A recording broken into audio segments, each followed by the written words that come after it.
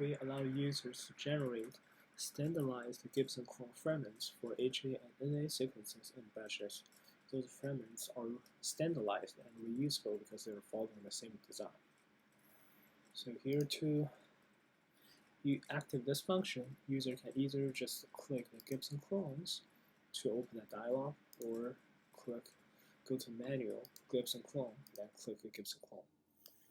After you open this, here we show a list of all available active sequences. Then user can either check all of them or just check the sequences you're interested in. For example, I just checked those 5. And here you should need to set up your Gibson cloning upstream connector and downstream connector based on your vector. And here also you're allowed to set up to customize your C-terminal domain. As we show here, by default, there's no C-terminal domain sequence, but you can check here to modify your C-terminal sequences. You can either set the tribalization and the his tag, or tribalization plus AV tag and the his tag. For example, AV2, something like this. Then after that, you need to determine a fragment database. If you don't have one, you just click create, then create one here, or just browse to select the existing fragment database. And also, if you have the MySQL database, then you can connect to your MySQL fragment database. So here I just use my existing one.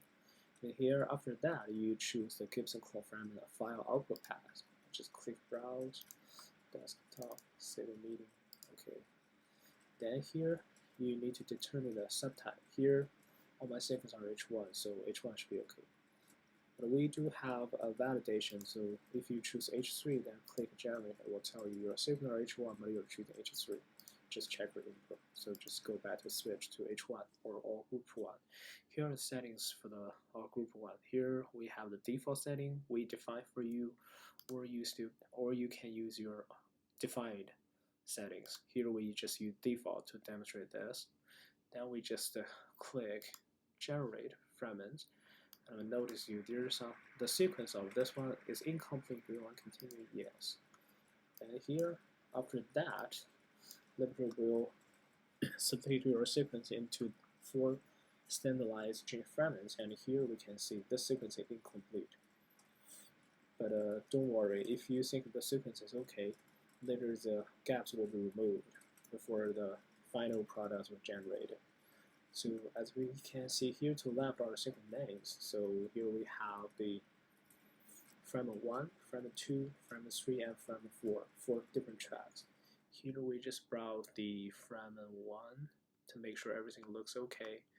And here the connection, the joint region between fragment 1 and 2, total 9 amino acids.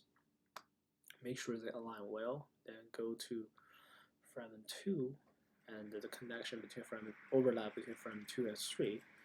Also overlap between fragments 3 and 4. Okay, after we check all of those, just click confirm.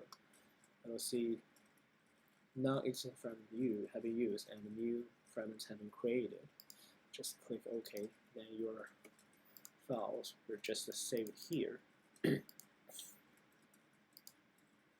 As we can see, for each sequence, we have a file. We have FASTA file contains all 4 fragment sequences for this virus, for this HA, and also we have 2 Excel files. One is the Excel file in a 96 well plate format. Then you can have the well position, the sequence name, the fragment sequence name, and the sequence itself.